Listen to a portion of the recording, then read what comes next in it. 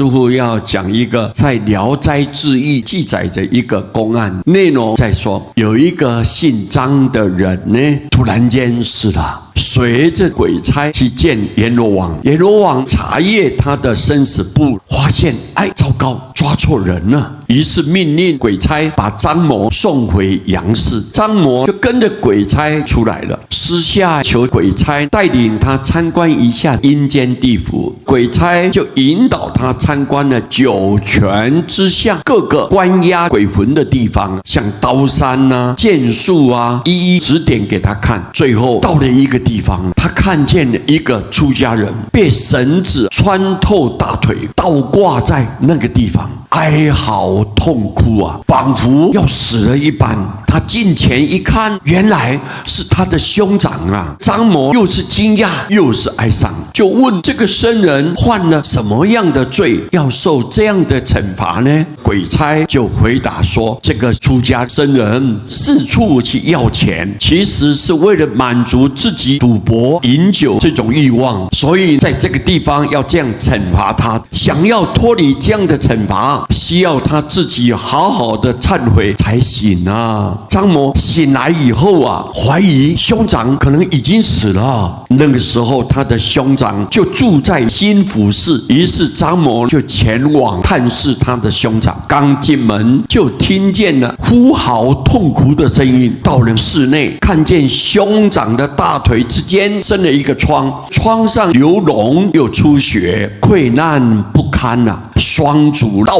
挂在墙壁上面，就像在地府里面倒挂的模样。张某非常惊讶，询问原因，兄长就说，我这样挂着还可以免些痛苦，不然呢就会痛到撕心裂肺呀，非常的痛啊。于是张某就把在地府里面看到的情况告诉了兄长。这个出家人大惊失色啊，从此他戒肉戒酒戒毒啦，很虔诚的念阿弥陀佛的名号啊，忏悔一切的业障。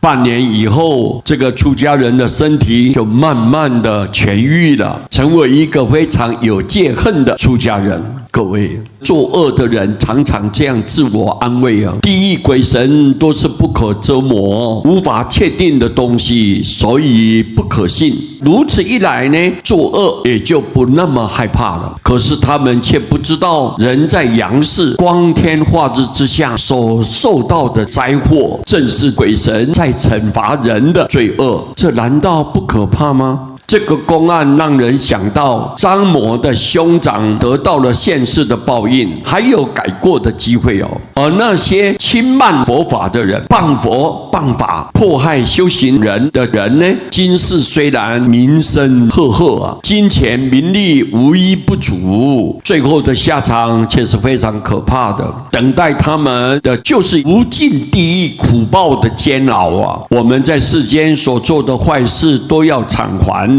假若我们现在过得不舒服，生活不幸福，身体病痛，甚至多灾多难，也许就是神世已经先在地狱遭受惩罚的一种显现呢。坏事做得越多，惩罚就越重。我们应该深切的以这个公案作为警惕啊！唯独只有赶紧忏悔，好好的念佛。尤其出家人啊，更应该背起如来弘法的家业啊，广度十方一切苦海众生，不应该为了自私自利而逃避现实，这些都是非常邪恶的观念。我们要赶紧劝导大家多多念佛，发愿往生西方，成就道业，这是我们出家人应尽的本分，而且不能推卸的责任。这一点呢，我们借这个因缘来奉劝十方大众，大家一起来努力。阿弥陀佛。